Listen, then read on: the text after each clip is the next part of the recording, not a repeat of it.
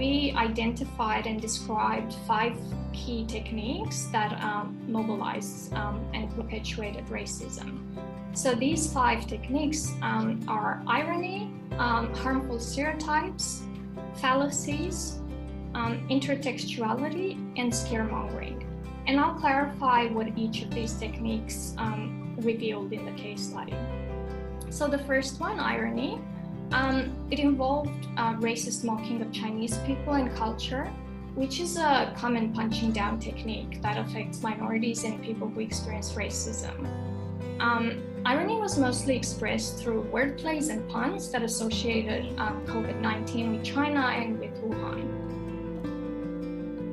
The second technique, harmful stereotypes, the main example here is the comparison made between a so-called good migrant and a bad migrant. So this is a binary that's commonly deployed against Asian communities, both here but also in America. And the takeaway here is that belonging to Australia should not be conditional on someone's so-called performance. And since the pandemic started, we've been seeing this framing of Chinese Australians as being somehow outside of the Australian national identity, despite the fact that these communities have lived in Australia for centuries. The third technique that we identified was the use of fallacies, defined as false or mistaken ideas.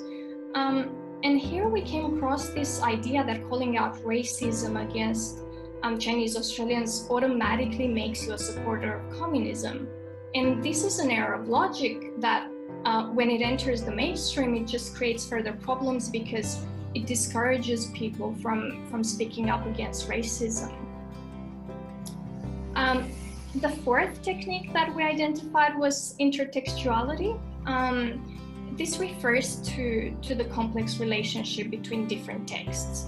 And this was most notably used to keep a topic alive across multiple texts through repetition of the same information.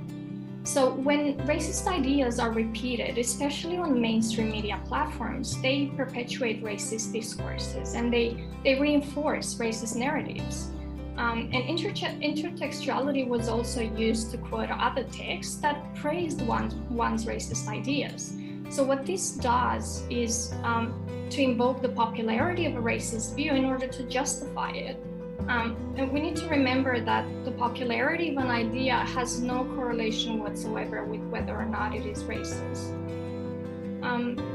The last technique that we identified, the fifth one, was scaremongering, which is defined as needless incitement of fear.